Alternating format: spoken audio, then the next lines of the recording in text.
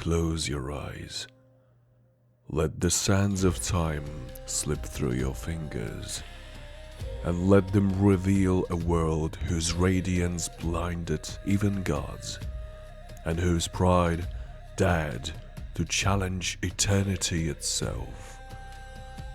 Imagine a land where the boundary between heaven and earth dissolved in the light of the sun, and where power was measured not in gold, but in divine fire.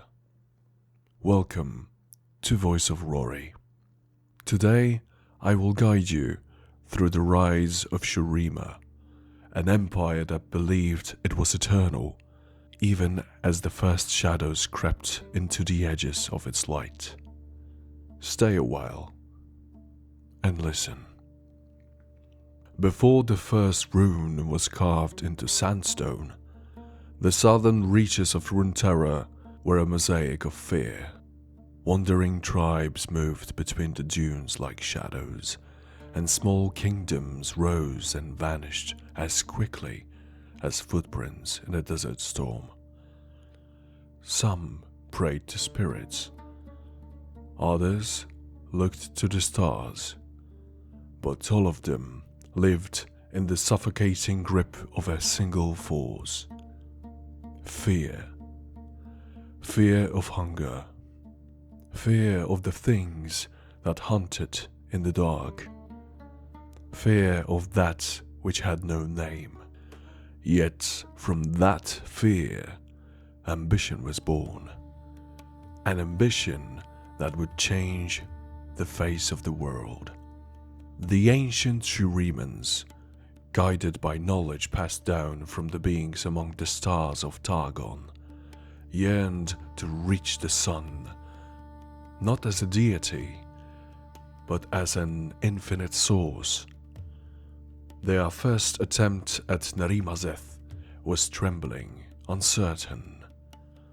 A prototype sun disk that failed and left behind nothing but the echo of untapped power. It was only when Shuriman priests joined forces with the elemental masters of Ishtal that a perfect artifact was raised at the heart of what would become their capital. The sun disk became the eye of the heavens, suspended above the world. Through rituals older than any kingdom, priests learned to channel solar fire into mortal bodies, burning away weakness and leaving something bigger, but no longer human. Not everyone survived the trial. Most candidates burned from within, their bodies unable to bear the weight of divinity being poured into them. Bones cracked. Minds went dark. What remained was only ash and the fading echo of a scream that ended far too soon. But those who endured as something else. Not gods, no, but something in between. Beings carrying the memory of a human and a power no human was ever meant to hold. Each of them bore the scars of ascension, not on their skin, but deeper, in the place where an ordinary human soul once lived. Shurima looked upon them with wonder and dread in equal measure. Temples were raised in their name. Hymns were written for them, but no one, not even those closest to them, held their gaze for too long. The first ascended warrior did not enter the world in a cradle. He emerged from a blinding pillar of light, crying out as his body took shape, half man, half beast, his eyes burning with solar fire. Among these first titans, Setaka, the warrior queen, blazed brightest. Wielding the Chalika, a weapon forged by cosmic forces and brought down from the celestial spheres, she became the living symbol of a new age. Under her banner, Shurima ceased to be a tribe and became a power that did not ask for peace. It demanded it.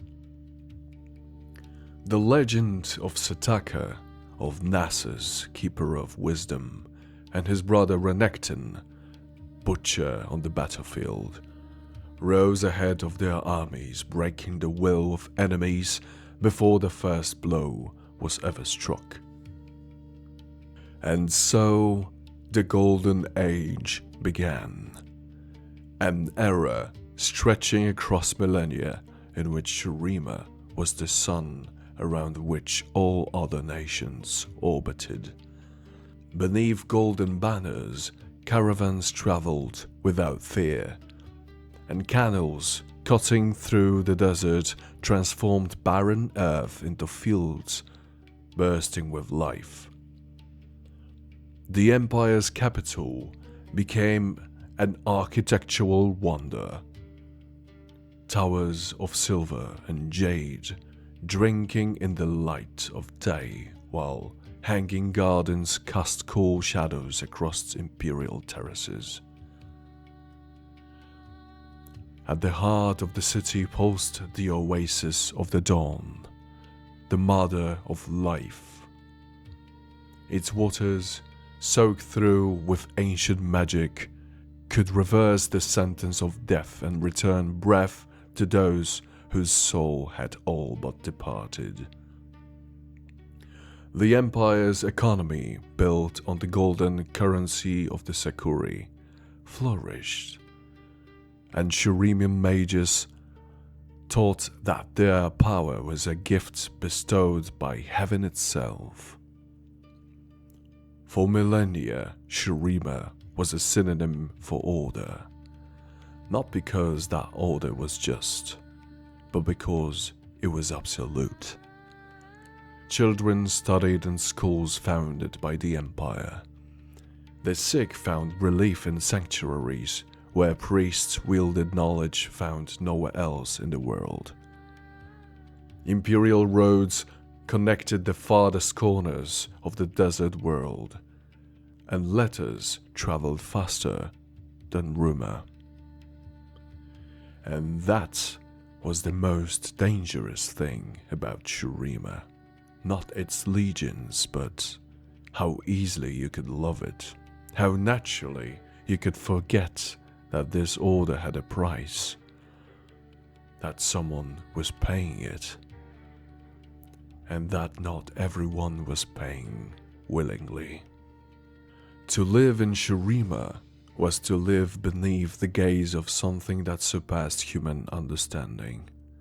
The god warriors stood guard over the cities like living statues, silent, unchanging, eternal.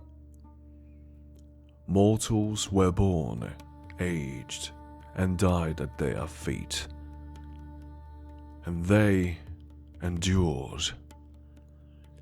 And it was precisely that which gave Shurima something no gold could ever buy: the certainty that this world would never end. But every light casts a shadow, and Shurima's shadow fell heaviest in the east, where the kingdom of Icathia lay. It was a land of mages and scholars, ruled by mage kings who prized knowledge over blind devotion to the sun disk. When Shurima's golden legions appeared on the horizon, Icathia was given a choice: kneel or disappear.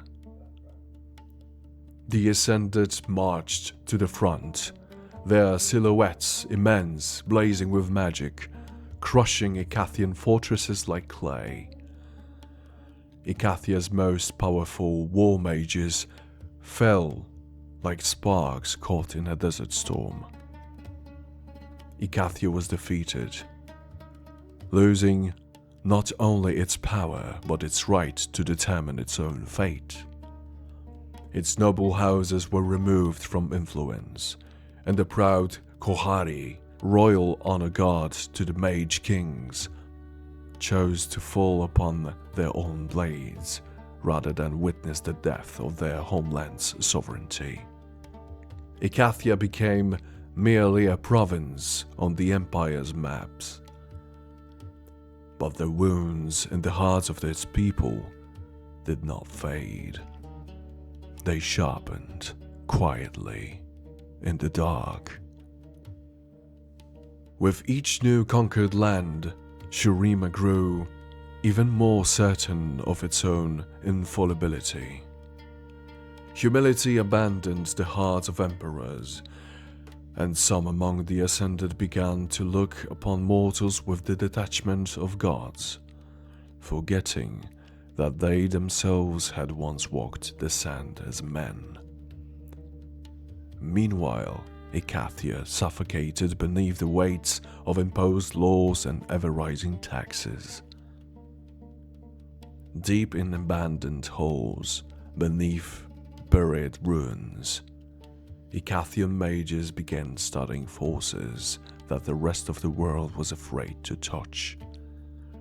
They whispered, "What if the only way to kill a god is to open a door for something that devours gods?"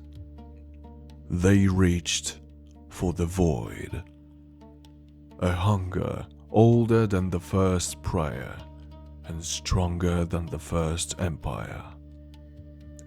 The first tears in the fabric of the world were so small that no ascendant noticed them. But beneath the eastern sky, something was waking. Something that not even gods could have stopped. Shurima did not hear those whispers. It was too sure of itself to listen, too great to be afraid. Its ascended slept soundly, and the imperial courts planned yet another season of celebration. Meanwhile, in Icathia, underground in chambers without windows, someone was already opening a door. Not knowing whether the other side stood liberation or the end of everything. And then someone in Icathia crossed a line that must never be crossed. One of the ascended was killed in the east, not in battle, not with honor, murdered. The Emperor of Shurima heard that news in the silence of his throne and did not say a word. He simply nodded, and the legions marched. Shurima drove its most powerful forces eastward beneath the command of 12 ascended. The Empire still believed itself unshakable, marching with a certainty that was about to become its ruin.